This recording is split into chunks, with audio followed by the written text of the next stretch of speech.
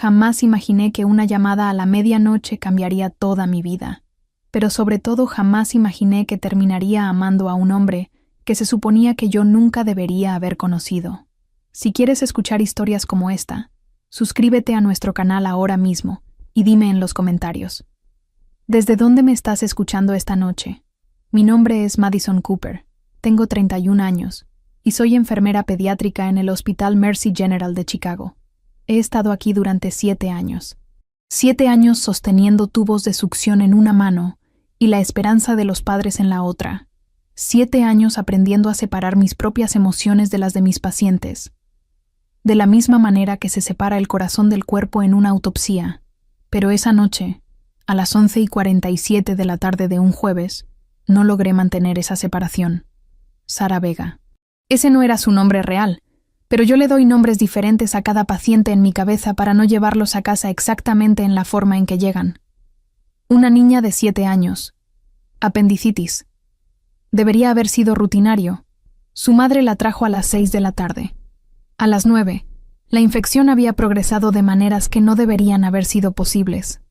A las 11, Sara había desaparecido, pese a todo lo que hicimos, pese a cada procedimiento, cada intervención, cada grito silencioso que salió de mi garganta mientras realizaba las maniobras de reanimación que no funcionaron.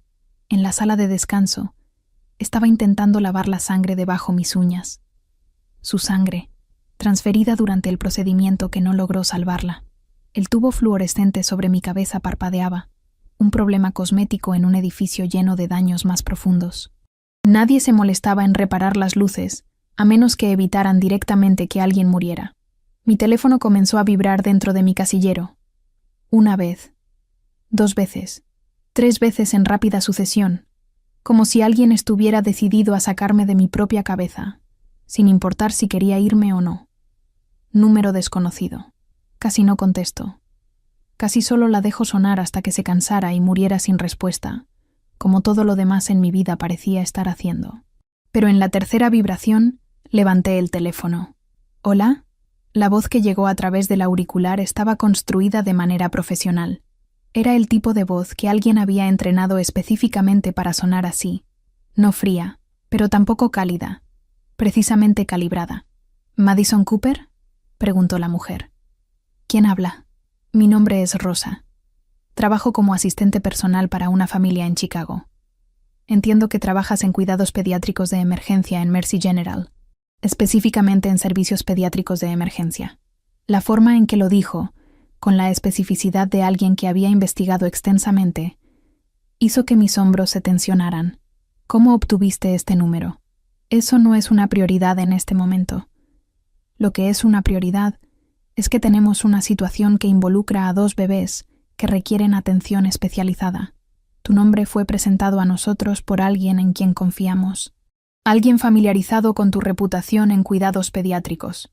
Me senté en la banca de la sala de descanso, dejando los puntos húmedos de sangre atrás. Mis manos aún estaban mojadas. No hago trabajo privado. Si tu familia necesita atención médica, hay hospitales. No es atención médica en el sentido tradicional lo que necesitan. No completamente. Rosa pausó, y pude escuchar ruido ambiental detrás de su voz. Tráfico. Voces. El sonido de un lugar más vivo que este limbo fluorescente. Los gemelos son Mateo y Julia. Tienen 10 meses de edad. Perdieron a su madre hace 3 meses debido a choque séptico. Sepsis de inicio rápido. A pesar de la intervención de emergencia, me detuve de moverme. Había algo en la forma en que ella entregaba esos hechos, como un informe en lugar de una tragedia, que me hizo escuchar diferente. Desde entonces, continuó Rosa, los niños han experimentado trastorno severo del sueño. No son los patrones de sueño típicos de los bebés. Esto es diferente. Insomnio crónico. Episodios de pánico que han requerido hospitalización 2 veces debido a deshidratación y falta de nutrición adecuada. Se han consultado pediatras, especialistas del sueño, se han prescrito medicamentos. Nada ha resuelto el problema subyacente. Eso suena como una respuesta de duelo, dije. Es normal en niños que han experimentado pérdida. Procesan el trauma diferente a los adultos. Exactamente. Por eso los pediatras no pueden ayudarlos. El problema no es médico, es emocional. Tu reputación en círculos pediátricos, particularmente tu trabajo con niños que han experimentado pérdida o trauma, ha hecho tu nombre relevante para nuestra situación. Casi me río. La sala de descanso seguía zumbando con su luz rota. Yo seguía usando la sangre de Sara bajo mis uñas. La idea de que alguien pensara que yo tenía respuestas para algo se sentía absurda. Aprecio la llamada, respondí cuidadosamente, pero no tomo consultas privadas. Mi trabajo está aquí. Hubo una pausa. La familia pagaría $20,000 por 2 horas de tu tiempo. El número flotó en el aire entre nosotras como algo físico. 20,000. Eso era 3 veces lo que ganaba mensualmente en el hospital. Eso era más dinero de lo que mi madre había ganado en años enteros trabajando como empleada doméstica. Eso era un número de fantasía. Eso no es una oferta razonable, dije cuidadosamente. Es su posición inicial. La cantidad es negociable al alza si es necesario. Arrancaríamos transporte mañana por la mañana. Pasarías el día con los niños. Proporcionarías evaluación y recomendaciones. Después de eso tu participación termina a menos que elijas lo contrario. Había algo en cómo lo dijo. La precisión, el respeto en ofrecer una salida, que me hizo tomarla en serio en lugar de colgar. ¿Por qué yo específicamente? Hay otros especialistas pediátricos en Chicago. Tu reputación te precede. El trabajo que haces con niños traumatizados. La forma en que separas al paciente de las circunstancias. La forma en que te enfocas en lo que puede ser arreglado en lugar de lo que los rompió. En la sala de descanso, alguien había dejado la carta de paciente de Sara en la mesa. Podía ver su nombre desde donde estaba sentada. Podía ver la línea de tiempo del deterioro mapeada en notación clínica. 8 horas desde la admisión hasta la muerte. Necesito pensarlo. Escuché que decía mi propia voz. Por supuesto. Llamaré de nuevo en exactamente 1 hora.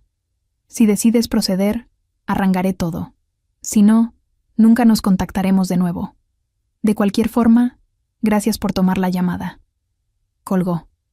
Me senté en esa sala de descanso durante 43 minutos. No me moví. No lavé mis manos. No me fui. Solo miré la carta de Sara y pensé en el hecho de que había fracasado con ella. Fracasé completamente. Que pese a toda mi reputación, entrenamiento y experiencia acumulada, no pude salvar a una niña de 7 años que debería haber estado viva para quejarse sobre la tarea el viernes. Pensé en mi madre, quien a los 62 años seguía trabajando como empleada doméstica en las casas de otras personas a lo largo de Lakeshore Drive, quien apenas podía permitirse su propio apartamento, pese a que yo le pagaba el alquiler. Pensé en el hecho de que todavía no había ganado suficiente dinero para permitirle retirarse. Mi teléfono vibró exactamente 1 hora después. Respondí antes de que pudiera sonar una segunda vez. Lo haré, dije a Rosa. El automóvil llegó a las 7 de la mañana exactamente como Rosa había prometido. Ventanas oscuras teñidas. Un conductor en ropa oscura que no se presentó. Solo asintió cuando entré y condujo en silencio hacia la parte de Chicago que nunca había visitado. Lakeshore Drive. Las mansiones pasaban cada vez más grandes y menos accesibles. Las puertas se volvían más altas. Las propiedades más anchas.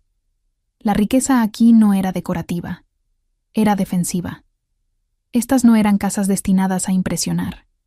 Eran fortalezas construidas por personas que entendían que tener cosas significaba tener que mantenerlas. El conductor giró hacia un camino privado que nunca habría encontrado en ningún mapa. Muros de piedra a ambos lados. Cámaras a intervalos que no pretendían ser nada más que seguridad. Hombres de pie en posiciones que parecían casuales, hasta que te dabas cuenta de que estaban estratégicamente colocados. Miraban pasar el automóvil sin expresión. Nos acercamos a una puerta que era menos puerta y más declaración. Hierro. Imponente. El tipo de cosa que establecía límites claros sin necesidad de hablar en voz alta. Se abrió sin que el conductor tocara nada, lo que significaba que alguien nos estaba viendo desde algún lugar que no podía ver. El camino de entrada se enroscaba a través de terrenos cuidadosamente mantenidos, que parecían haber sido diseñados por alguien que entendía la estética como control. Nada era salvaje. Nada era inesperado. Todo estaba arreglado exactamente como pretendía estar. La mansión apareció gradualmente a través de los árboles. Era blanca, 3 pisos, arquitectura que sugería dinero antiguo pretendiendo estar restringido, pero fracasando en la pretensión a través de pura escala, columnas de mármol visibles incluso desde el automóvil. Rosa estaba esperando en la entrada. Era exactamente como su voz sugerencia, profesional, construida.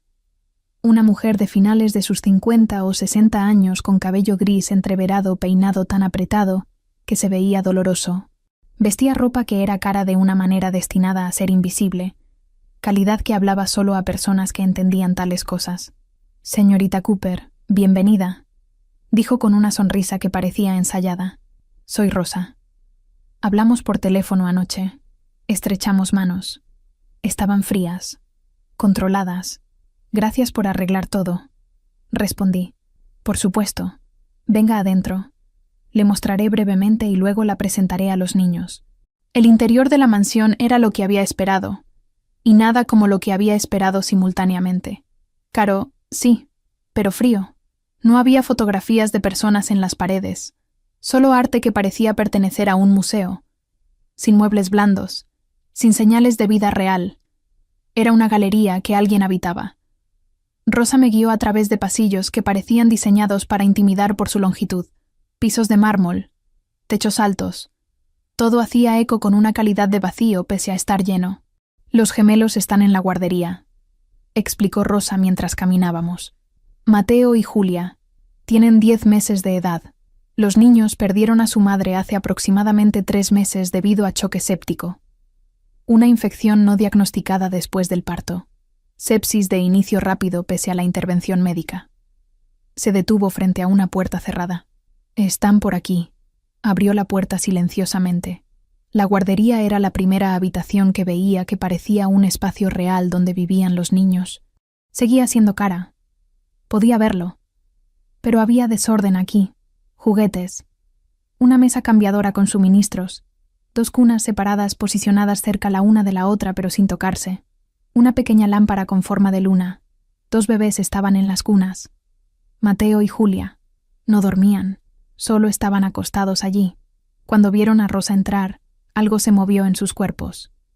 Reconocimiento sutil pero presente sin consuelo. Mateo estaba a la izquierda, Julia a la derecha. Ambos tenían cabello oscuro, piel aceitunada, características que indicaban su herencia italiana. Sus ojos eran oscuros, casi negros. Pero lo que más me golpeó no fue su apariencia. Era la calidad de su vigilancia. Eran bebés que habían aprendido a mantenerse alerta, bebés que entendían que algo estaba mal, incluso si no podían articular qué era. «Madison Cooper», dijo Rosa formalmente. «Estos son Mateo y Julia Fioraldi». Me acerqué a la cuna lentamente. No como la mayoría de las personas se acercan a los bebés, con esa energía de desempeño y expresiones exageradas. Solo me acerqué como si estuviera acercándome a 2 pequeños humanos que merecían ser tratados como tal. «Hola», dije tranquilamente. «Solo a ellos». Julia hizo un pequeño sonido. No era llanto exacto, no era exactamente otra cosa. Solo un sonido que indicaba que sabía que estaba allí. Pasé la siguiente hora simplemente observando, no tocando, no forzando interacción, solo existiendo en el mismo espacio y dejándoles que se acostumbraran a mi presencia. Miraba cómo se movían, cómo respondían a los sonidos, cómo Mateo parecía necesitar seguridad física, mientras Julia parecía necesitar reconocimiento verbal. Miraba cómo se alcanzaban mutuamente cuando estaban angustiados. Los bebés comunican trauma de maneras que a menudo son invisibles para las personas que no saben qué buscar. Frecuencias cardíacas elevadas, cambios en la función digestiva, dificultad transitando entre estados, hipervigilancia que se manifiesta como sueño reducido.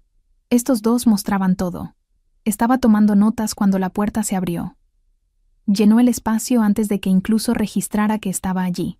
No porque fuera ruidoso o agresivo, sino porque su presencia tenía peso. Diego Fioraldi. El nombre venía con una reputación que había intentado no pensar en el viaje aquí. Ahora tenía un rostro. Era alto, aproximadamente 1,85.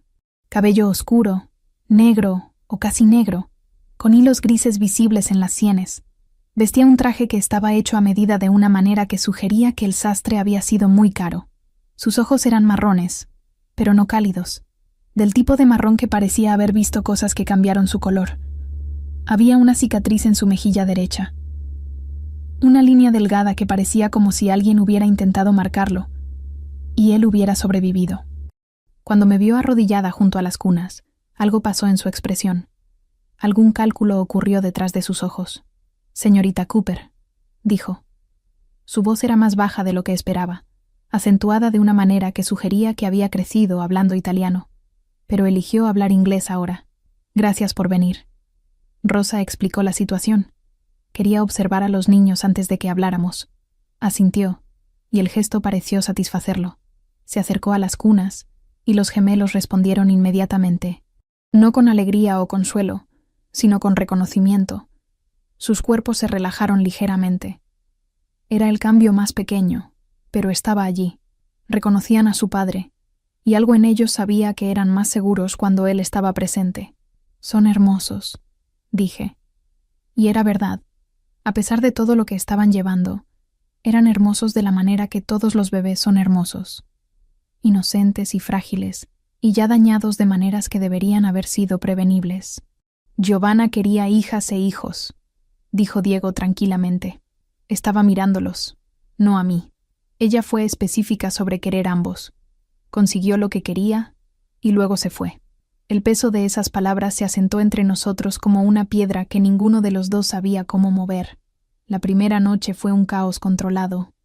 Los gemelos lloraban de una manera que iba más allá del llanto típico de los bebés. Era pánico, era terror. Era la memoria física del abandono, manifestándose en cuerpos que no tenían palabras para expresarlo. Diego me mostró brevemente la guardería. Luego desapareció hacia lo que supuse era su oficina. Rosa preparó todo con precisión militar. La habitación a temperatura perfecta. La máquina de ruido blanco funcionando a volumen consistente. La iluminación atenuada a esa sombra específica que indicaba que el sueño se aproximaba. Pasé las siguientes 2 semanas observando todo. No era difícil notar los detalles si sabías qué buscar. Y yo había pasado mi vida entera entrenándome para ver lo que otros pasaban por alto. Los hombres posicionados estratégicamente alrededor de la mansión. No se movían como guardias de seguridad típicos. Se movían como personas entrenadas, como personas acostumbradas a situaciones que requerían precisión y violencia. Las conversaciones que escuchaba en los pasillos cuando se suponía que no estaba escuchando. Territorios. Operaciones. Nombres que se mencionaban con respeto o cautela dependiendo del contexto. Los documentos que ocasionalmente veía sobre escritorios cuando pasaba. Mapas aéreos, nombres escritos en código, números que no tenían sentido para mí, pero parecían significar algo para todos los demás. Rosa era eficiente pero no fría. Había algo en ella que sugería que había estado en esta casa durante años, que había visto cosas, que había aprendido a navegar este mundo de cierta manera que yo aún no entendía. La tercera semana, Diego desapareció. No dijo a dónde iba. Solo dijo que estaría fuera durante unos días. Rosa tampoco explicó. Simplemente pasó su información de contacto de emergencia y continuó con su día como si fuera completamente ordinario, que el padre de los gemelos simplemente desapareciera. Pero los gemelos lo sabían. Fue como si su cuerpo tuviera algún tipo de sensor que detectaba la ausencia de Diego. Y una vez que se dio cuenta de que se había ido, todo lo que habían ganado en 2 semanas comenzó a desmoronarse. Los episodios de pánico volvieron. Las noches de insomnio. El llanto que duraba horas sin razón aparente, excepto que su padre no estaba, y algo en su memoria genética sabía que cuando los padres se van, a veces no regresan. Pasé esas 4 noches entre sus cunas, cantando canciones que ni siquiera sabía que conocía, hablando en susurros sobre cosas que no tenían importancia, solo para mantenerlos conectados a la idea de que no estaban completamente solos. Cuando Diego regresó, fue a las 3 de la mañana. Entré al vestidor para obtener sábanas limpias, y lo vi parado bajo la ducha con ropa aún puesta. Había sangre en sus manos, no en su ropa. De alguna manera había logrado que solo sus manos estuvieran manchadas. Estaba mirando hacia abajo como si no pudiera reconocer los dedos que veía. Debería haber tenido miedo. Probablemente era lo racional en esa situación.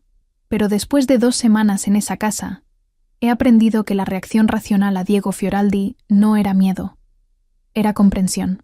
Cerré la puerta del vestidor silenciosamente y regresé a la guardería. Los gemelos no se habían dado cuenta de su llegada, no hasta después de que salió de la ducha, se vistió con ropa nueva y fue a verlos. Luego sus cuerpos lo sabían. De alguna manera, sus cuerpos reconocieron que el hombre de quien habían estado buscando durante 4 días finalmente estaba de regreso. Se calmaron tanto que pude poner a Julia en su cuna sin que se despertara. Diego se quedó de pie en el umbral de la guardería durante horas, solo mirando. Sus ojos se movían entre mis manos en las cunas de sus hijos y mi cara, como si estuviera intentando procesar algo que no tenía palabras. Por la mañana, vino a encontrarme en la cocina donde estaba preparando el té digestivo para Julia. Su complexión se veía gris, exhausta, como si hubiera gastado cada reserva que tenía. «Necesito decirte algo», dijo. «Algo que debes saber si vas a estar aquí». Me senté. Esperé. Mi familia tiene competencia. Otras organizaciones que buscan territorio, poder, control sobre lo que nosotros hemos construido. Pasó la mano por su cara. Hace unos años, fueron contentos de dejar que nuestra familia controlara nuestras operaciones sin interferencia. Hace una semana, eso cambió. ¿Qué cambió? Alguien dentro de la familia proporcionó información a los Bersani, rivales de larga data. Mi primo Francesco.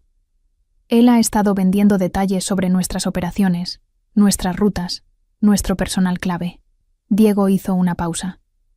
También ha estado vendiendo información sobre los gemelos, sobre dónde van, cuándo van. Y ahora, sobre ti. Mi estómago se tensionó. ¿Por qué te lo diría eso? Porque los Bersani están usando esa información para testar nuestros límites, para ver cuánto pueden presionar antes de que reaccionemos. Y porque si vas a vivir en esta casa, en este mundo, tienes que entender que no estás segura simplemente por estar aquí. Los gemelos están en peligro. Rosa está en peligro. Y ahora, porque ha aparecido tu nombre en nuestros sistemas, también lo estás tú. Se sentó pesadamente en la silla frente a mí. Francesco fue reasignado a Italia esta mañana. Su nueva posición no incluye acceso a información que podrías necesitar saber. Pero el daño ya está hecho. Los Bersani saben quién eres. Saben por qué estás aquí. ¿Qué significa eso? Preguntó, aunque creo que ya lo sabía. Significa que si te vas, si desapareces, simplemente confirma que eres un punto débil. Que soy vulnerable cuando se trata de ti. Significa que podrían usarte como apalancamiento contra mí. Y eso sería un desastre para todos los involucrados. Diego se inclinó hacia adelante, y vi en sus ojos la misma resolución fría que debía haber visto en aquellos hombres posicionados estratégicamente alrededor de la mansión. Entonces la pregunta es simple. ¿Te vas o te quedas? Pasé las siguientes 48 horas en un estado de nebulosidad. La lógica me decía que debería irme, que cualquier persona racional se daría cuenta de que vivir en la casa de un criminal con sus hijos traumatizados, mientras una facción rival te usa como punto de apalancamiento, era probablemente la peor decisión de carrera posible. Pero la lógica no había estado pasando las noches entre las cunas de Mateo y Julia sintiendo sus cuerpos finalmente relajarse cuando mis manos les mantenían estable. La lógica no había visto cómo sus ojos me buscaban cuando entraba en la guardería. La lógica no había visto a Diego mirándome como si fuera la única cosa entre él y el abismo completo. Rosa me encontró en la cocina a la mañana siguiente. Su manera de aparecer sin anuncio se estaba convirtiendo en mi nuevo normal. «El señor Fioraldi desearía hablar contigo», dijo en su tono neutro característico. «Está disponible ahora en su oficina». Mi estómago se tensionó. Las conversaciones formales en oficinas generalmente significaban finales. Significaban que los $20,000 se habían gastado y ahora era tiempo de pasar al siguiente especialista. Pero cuando entré en la oficina de Diego, no había frialdad en su expresión. Había algo más cercano a la aceptación. Se puso de pie cuando me vio. Un gesto anticuado que sugería que su madre lo había criado con ciertas reglas. «Madison, por favor, siéntate». Me senté. La silla era incómoda de una manera que se sentía intencional.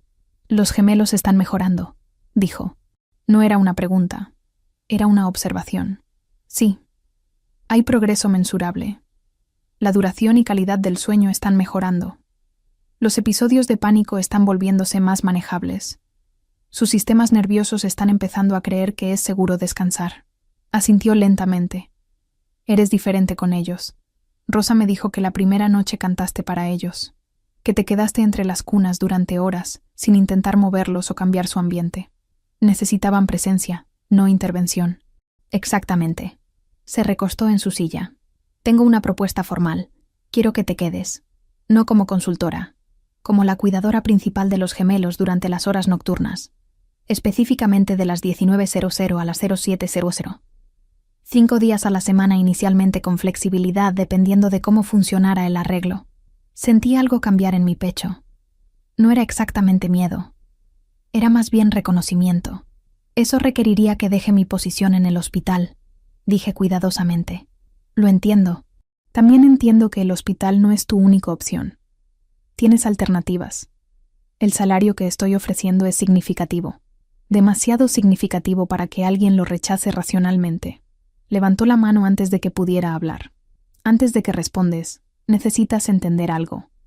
Si te vas, si simplemente desapareces, los Bersani saben que soy vulnerable cuando se trata de ti. Significa que podrían usarte como apalancamiento. Significa que estarías en constante peligro. Se inclinó hacia adelante.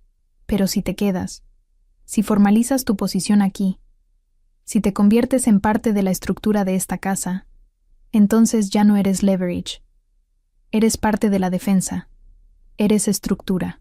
Pasé las siguientes 24 horas pensando en Sara Vega, en los fluorescentes que parpadeaban en esa sala de descanso, en mi madre a los 62 años, aún limpiando las casas de otras personas mientras yo ganaba lo suficiente para apenas ayudarla.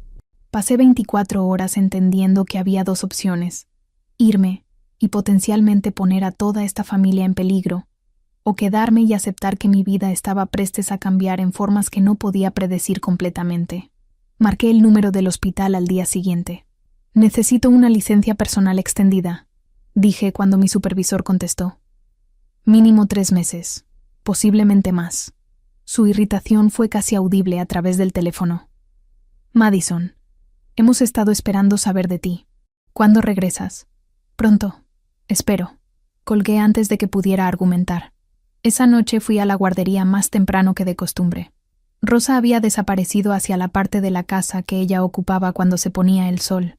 La casa estaba tranquila de esa manera que parecía sugerir que el silencio había sido diseñado en la arquitectura misma. Mateo y Julia ya mostraban signos de la ansiedad vespertina. Sus cuerpos estaban tensos. Sus movimientos eran repetitivos. Reconocían la noche como el momento en que las cosas se volvían inestables. Estaba sentada entre sus cunas hablándoles tranquilamente sobre nada específico, cuando Diego apareció en la puerta. No se anunció. Solo estuvo allí. Van a dormir mejor esta noche, dijo. Levanté la vista. ¿Cómo lo sabes? ¿Por qué has decidido quedarte? Ellos pueden sentirlo. Se acercó y se paró junto a mí, mirando a los gemelos con esos ojos que parecían haber visto demasiado. Abandonarme habría marcado como leverage. Quedarte te hace estructura. Ellos lo entienden a algún nivel celular que nosotros los adultos apenas podemos comprender. Tenía razón. Mientras miraba a los gemelos, noté algo. La tensión en sus pequeños cuerpos ya había comenzado a liberarse. Imperceptiblemente, pero mensurablemente. Hay algo más que necesitas saber. Continuó Diego. Tu madre.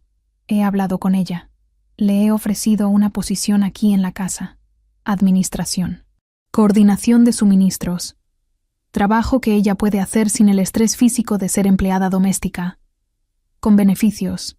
Con retiro después de 5 años si así lo desea. Sentí lágrimas calientes en mis mejillas sin entender exactamente cuándo habían comenzado.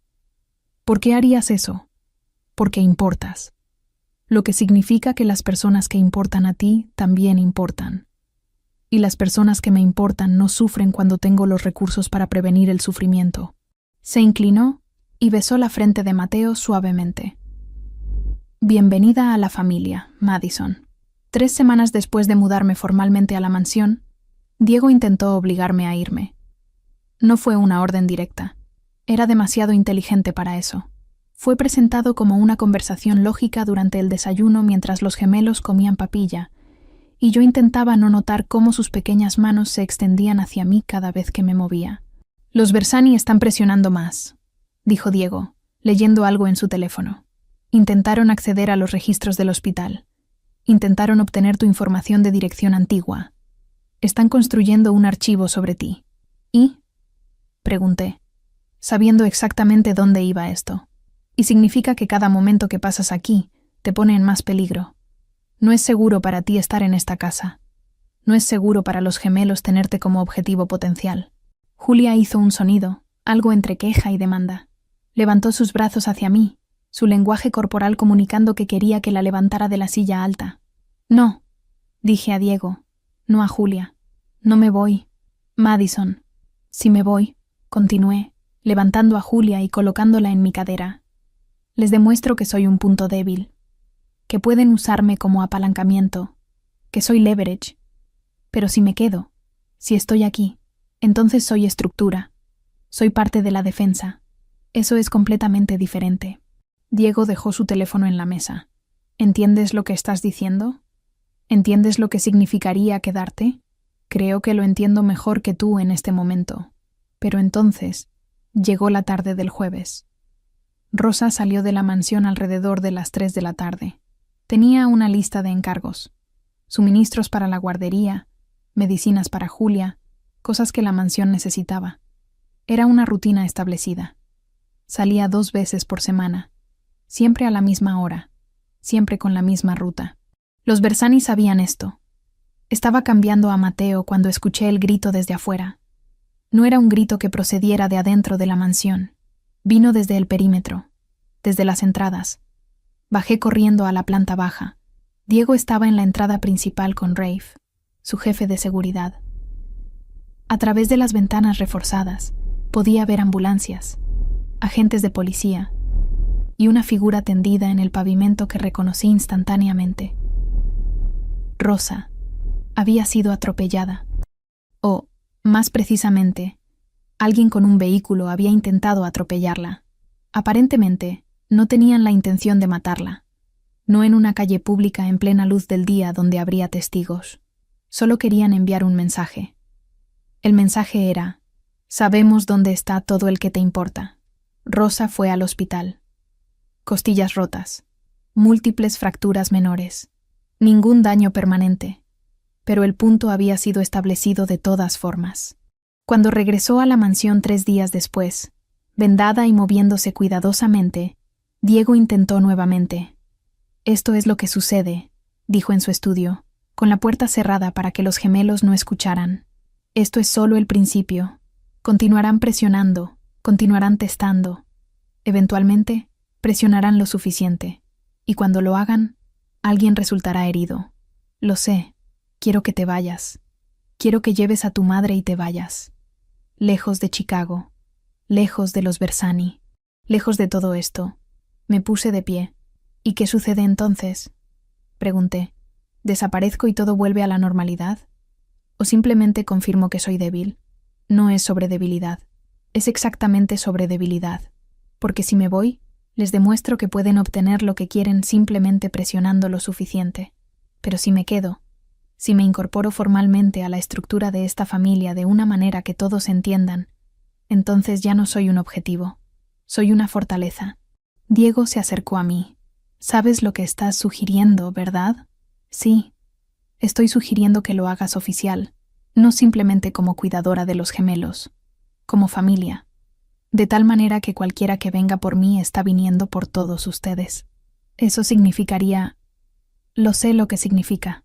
También sé que es la única forma en que esto funciona. La única forma en que los Bersani entienden que no soy leverage. La única forma en que puedo mantener seguros a los gemelos sin simplemente huir». Diego fue a la ventana. Miraba hacia los terrenos cuidadosamente mantenidos, los guardias posicionados estratégicamente, la arquitectura de seguridad que había construido alrededor de su vida.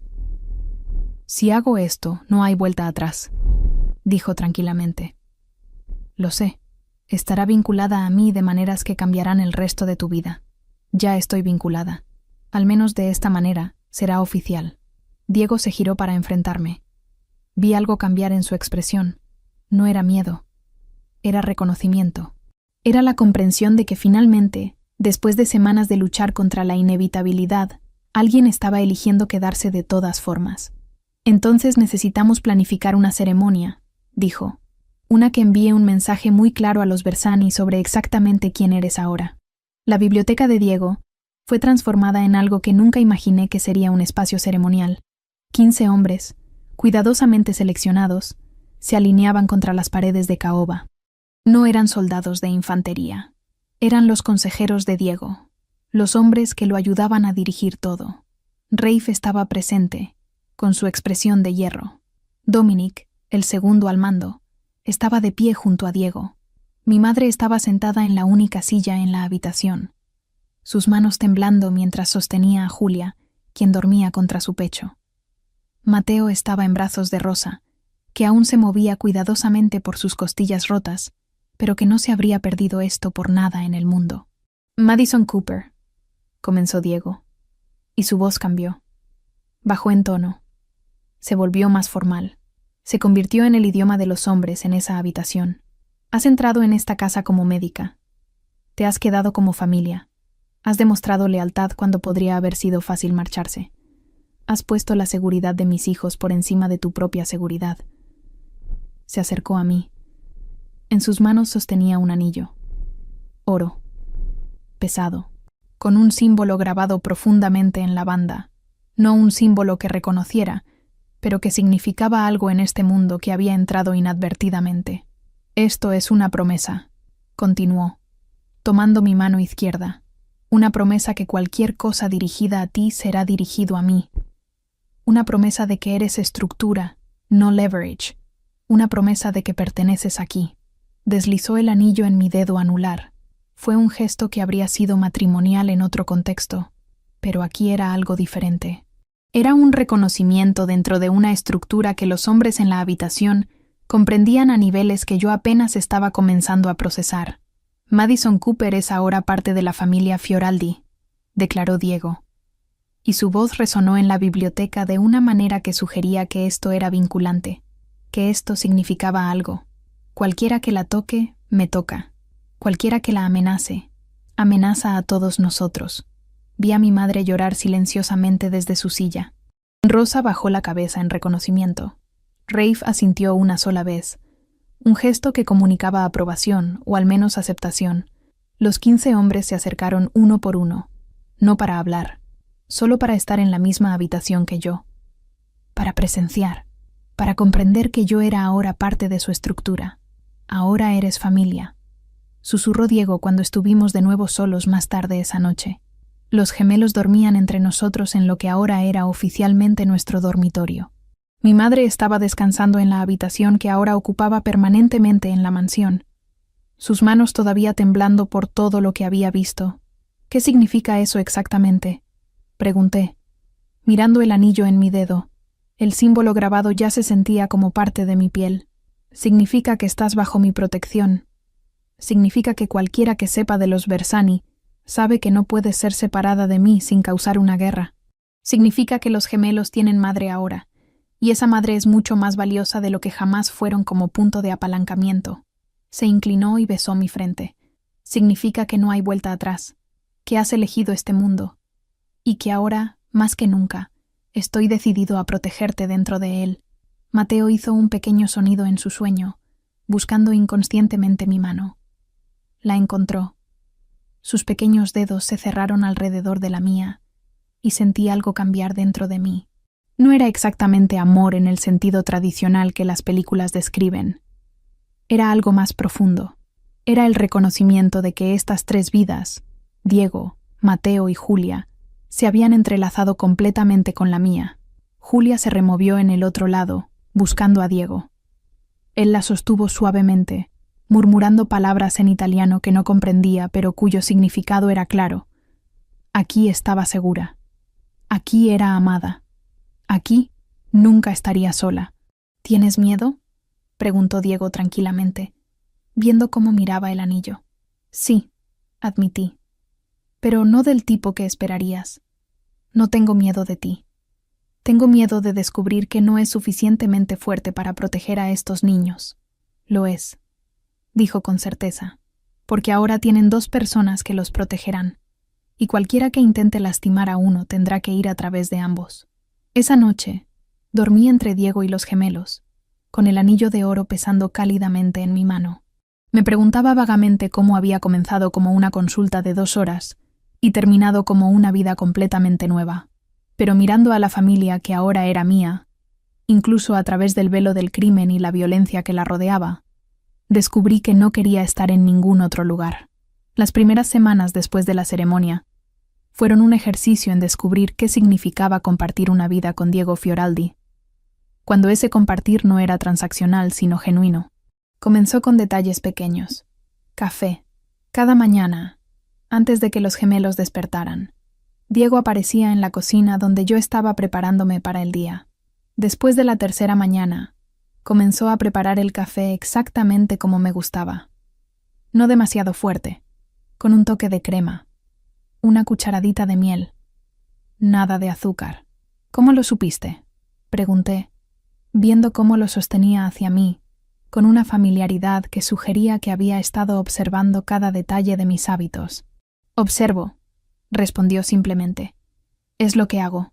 Observo a las personas que importan. Las notas sobre los gemelos se convirtieron en algo diferente. Comencé a dejar observaciones en la biblioteca, cambios de patrón, noches particularmente buenas, detalles sobre sus progresos. Diego las leía, y luego, en lugar de responder en papel, comenzaba a buscarme. Nos sentábamos juntos, analizando cada nota, discutiendo estrategias, planeando próximos pasos. La biblioteca se convirtió en nuestro espacio. Pasábamos horas allí, yo trabajando en mi investigación sobre trauma infantil, mientras Diego revisaba documentos que no me permitía ver completamente.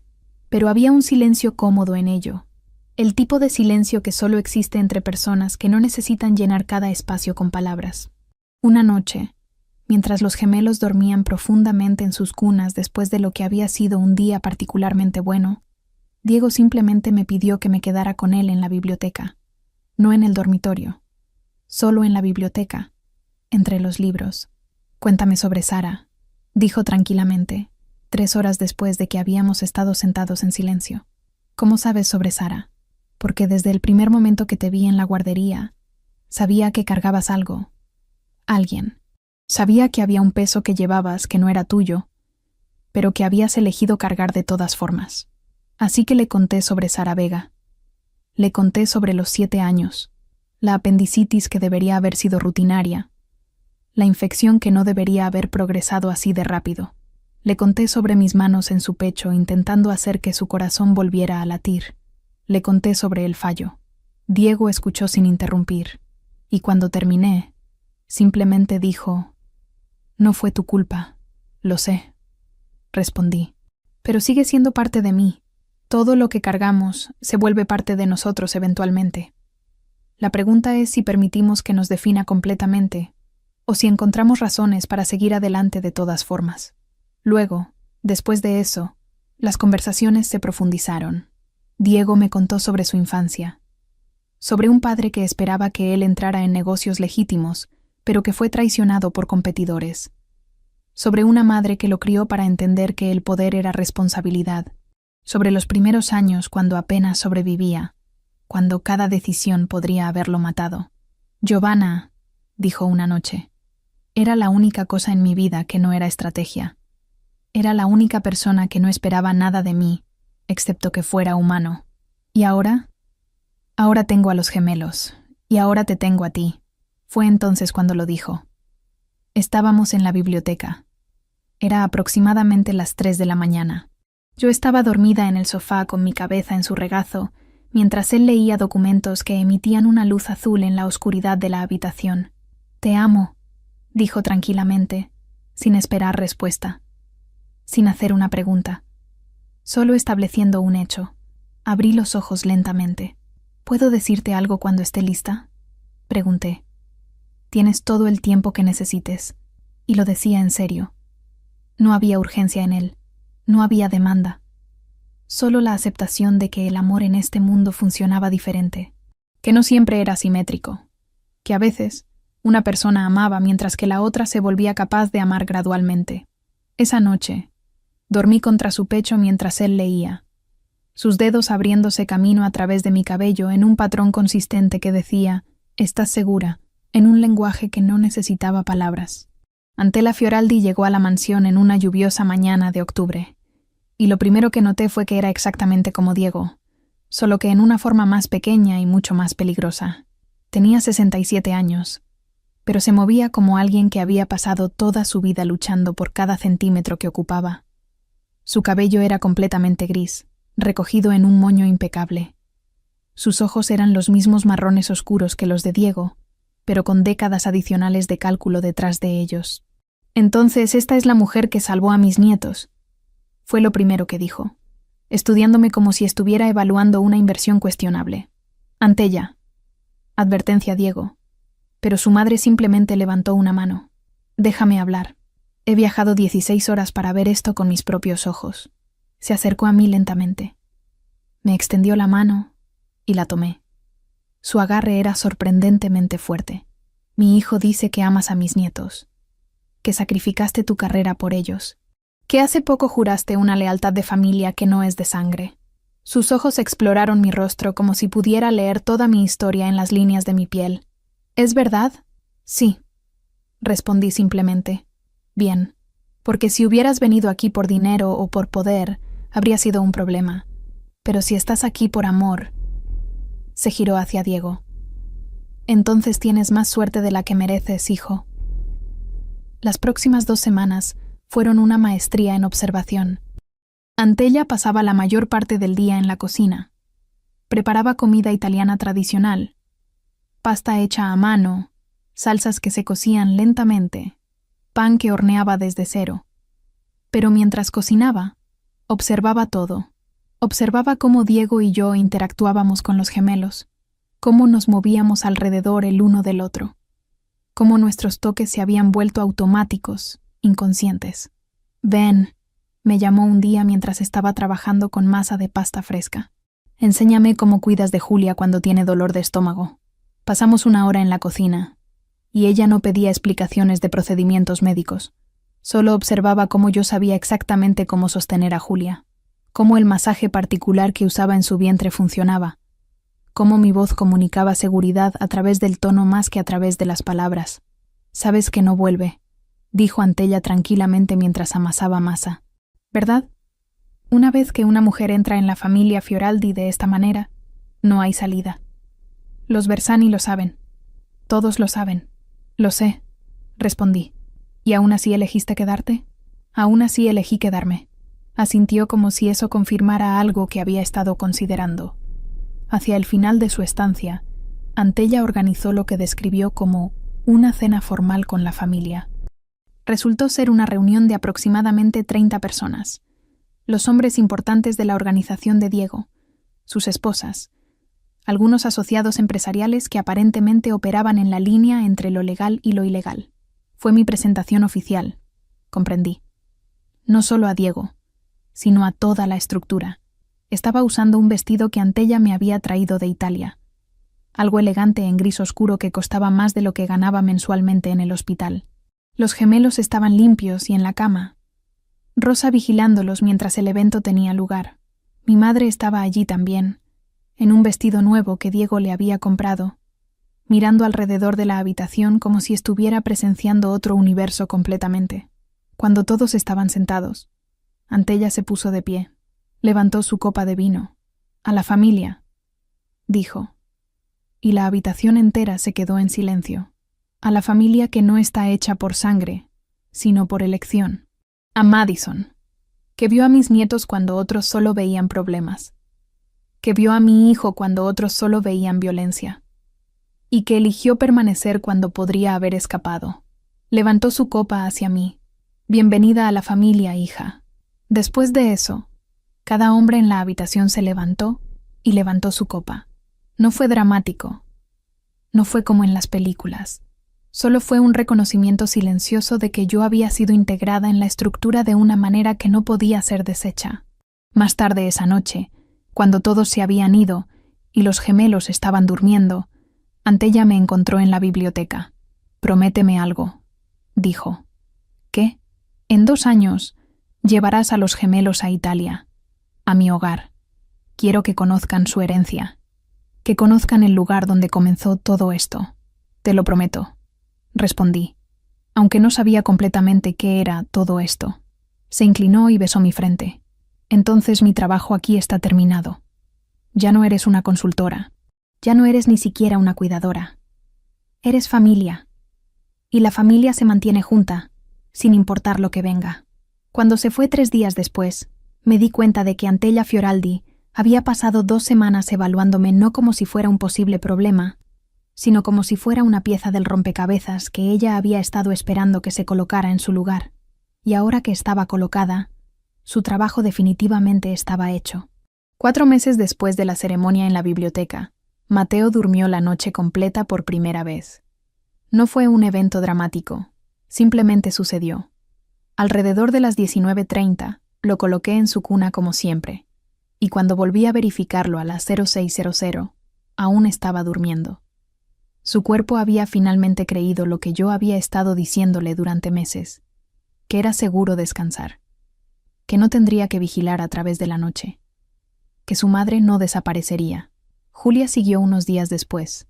Comencé a dejar de tomar notas clínicas alrededor de esa época. Las observaciones que había estado documentando meticulosamente, patrones de sueño, respuestas emocionales, detalles de desarrollo, simplemente dejaron de parecer importantes.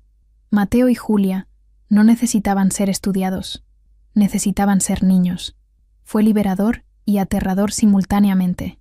A los 5 meses, Mateo dijo su primera palabra completa: papá.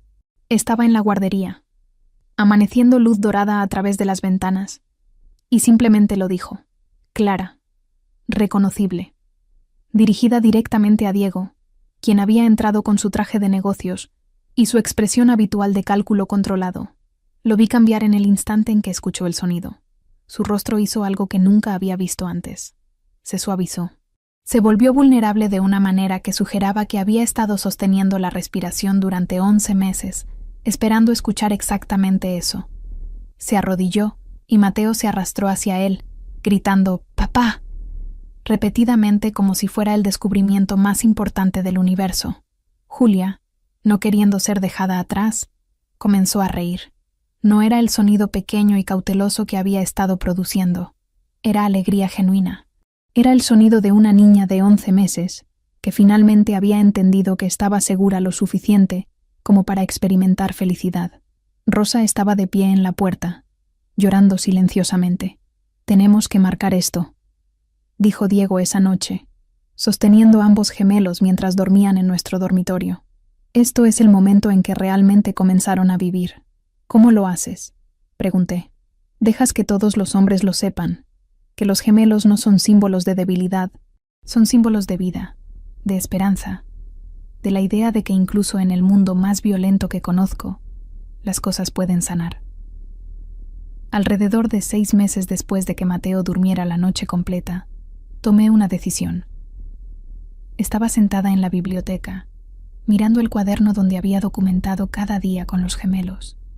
Meses de observaciones, meses de registros clínicos, meses de mantenerlos en una categoría de casos de estudio, en lugar de simplemente amarlos. Y decidí que nunca quería volver al hospital. No porque no amara el trabajo, lo hacía, pero el hospital se sentía pequeño ahora. Se sentía como si estuviera tratando síntomas, cuando debería estar tratando causas. Había pasado 7 años viendo niños traumatizados llegar con sus padres desesperados, y luego simplemente viendo cómo desaparecían de nuevo en sistemas que no tenían los recursos para ayudarlos realmente.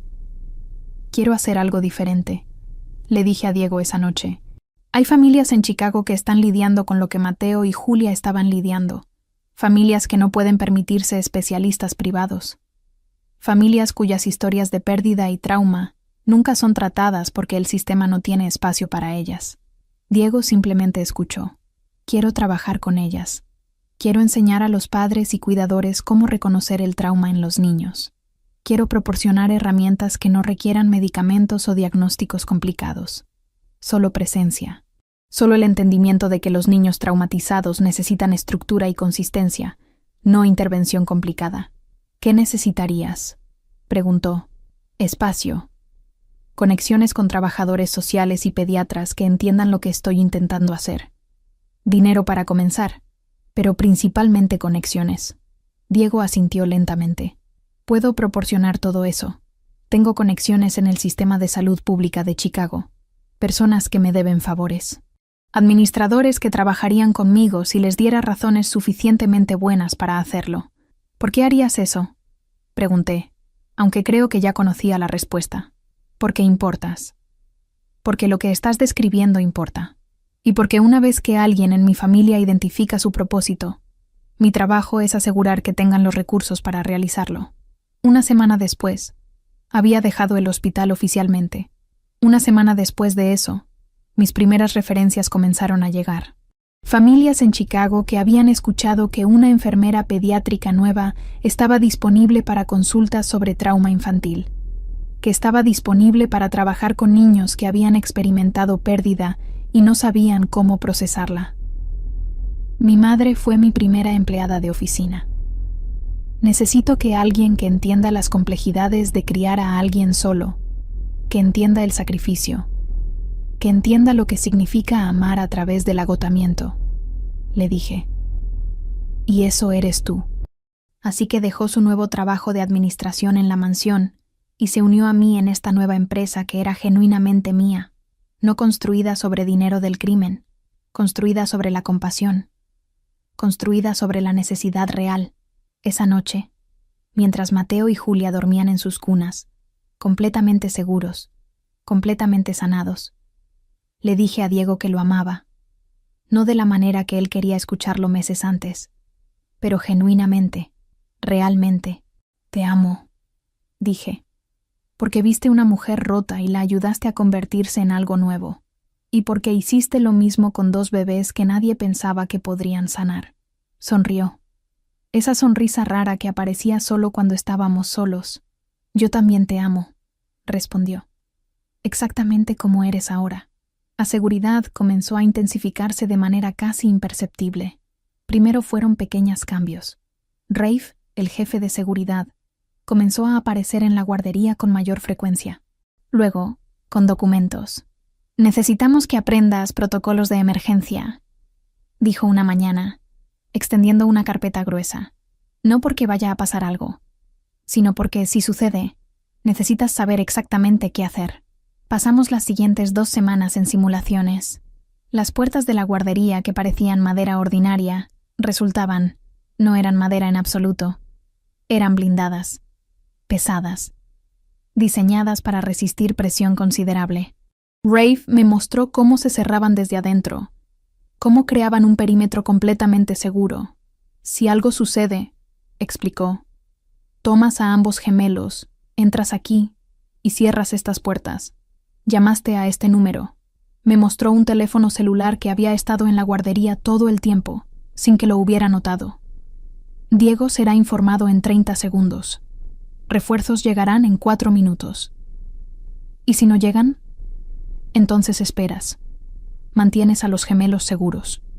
Y confías en que Diego no permitirá que nada te suceda sin una guerra masiva. Las simulaciones eran clínicas. Incluso con los gemelos presentes, la manera en que Rafe dirigía todo era como un ejercicio de teatro de emergencia. Entrábamos a la sala segura. Me enseñaba a verificar suministros, a confirmar que el teléfono de emergencia tenía batería, a documentar la hora exacta de entrada. Los gemelos dormían a través de 2 de ellas. Lloraron a través de la tercera, lo que Rafe marcó como éxito operativo. Si lloran, significa que están vivos, dijo. Si están vivos, he hecho mi trabajo correctamente. Luego vino el entrenamiento de plantas arquitectónicas. Necesitas ser capaz de leer esto mientras corres, dijo Rafe, extendiendo un documento que mostraba el plano de la mansión. Rutas de escape, puntos de recolección, ubicaciones de salida designadas. Pasé horas corriendo por la mansión sosteniendo el documento, memorizando cada pasillo, cada salida, cada punto de contingencia. Mi madre pensó que me estaba volviendo loca. Eres enfermera, no soldado, dijo, pero aún así me observaba practicar, como si entendiera que esto era parte del precio de amar a alguien en el mundo de Diego. Alrededor de 2 meses después de que comenzara el entrenamiento, Rafe vino a encontrarme con expresión gris. «Los Bersani están testando el perímetro», dijo simplemente. «Nada dramático, solo pequeños movimientos, reconocimiento, evaluación de seguridad». «¿Qué significa eso?» «Significa que están considerando sus opciones, decidiendo si vale la pena intentar algo». La tensión en la mansión cambió después de eso. No fue evidente en la superficie. Diego continuaba siendo Diego. Los hombres continuaban con sus rutinas, pero había algo en el aire que sugería que todos estaban esperando. Una noche, Diego me llamó a su oficina. Sobre su escritorio había documentos esparcidos. «Necesito mostrarte algo», dijo, cerrando la puerta. «Necesito que entiendas exactamente en qué posición te encuentras ahora». Extendió papeles que resultaban ser documentos legales complicados. «Tutela contingente para los gemelos», explicó. «Si algo sucede conmigo, los gemelos quedan bajo tu custodia completamente, sin interferencia de la familia, sin intervención de otros, completamente bajo tu control. ¿Por qué? Porque si desaparezco, necesito saber que ellos son exactamente lo que has prometido ser. Su madre, su protectora. Completamente». Luego mostró otro documento. «Proxys de salud. Si algo me sucede, tú tomas todas las decisiones médicas. No Rosa, no mis abogados. Tú. Porque entiendes lo que mis hijos necesitan de una manera que nadie más entiende». El último documento era diferente. Era un seguro de vida. Un número que era tan grande que tuve que leerlo 2 veces. «Los beneficiarios están en código», continuó Diego. «Pero básicamente, si algo me sucede, el dinero va a ti. Suficiente para que nunca tengas que trabajar nuevamente. Suficiente para que lleves a los gemelos a Italia si Antella lo requiere. Suficiente para que los protejas de cualquier amenaza que intente tocarlos. Diego, no estoy siendo melodramático. Estoy siendo realista. Estamos en una posición donde los Bersani están decidiendo si presionar o retroceder. Y eso significa que estamos en un punto donde todo podría cambiar rápidamente». Se inclinó hacia adelante. «Así que sí, me estoy preparando para el peor escenario, porque eso es lo que hacen los hombres que aman. Se preparan para lo peor mientras esperan lo mejor». Esa noche, después de que los gemelos estuvieron dormidos, me acosté contra su pecho en la oscuridad. «Voy a estar aquí», dije. «Pase lo que pase, voy a estar aquí». «Lo sé», respondió, besando el top de mi cabeza. «Eso es exactamente por qué estoy preparándome». Finalmente dije, «Te amo, una noche ordinaria». No fue en un momento dramático. No fue bajo lluvia o con violencia aconteciendo en el perímetro de la mansión. Fue mientras estábamos acostados en la oscuridad, los gemelos durmiendo en sus cunas en el pasillo justo afuera de nuestro dormitorio, mi madre dormida en la habitación contigua y el mundo exterior finalmente tranquilo.